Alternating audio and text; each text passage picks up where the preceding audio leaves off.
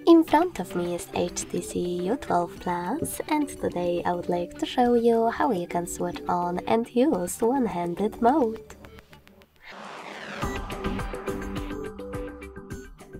Begin by opening Settings and scrolling down just a bit to access Display and Gestures.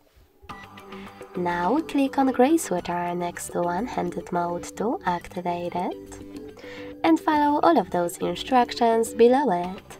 Shrink screen by triple tapping Home key.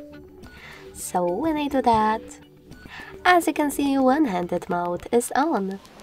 To change placement of it, tap on this icon on the right or left side. So sorry, misclick.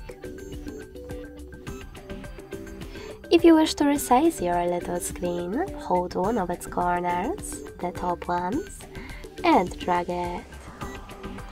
When you find the perfect size, let go.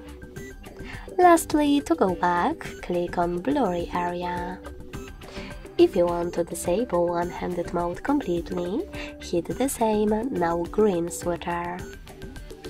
Thanks so much for watching. If you enjoyed this video, leave a like, comment and subscribe. Bye!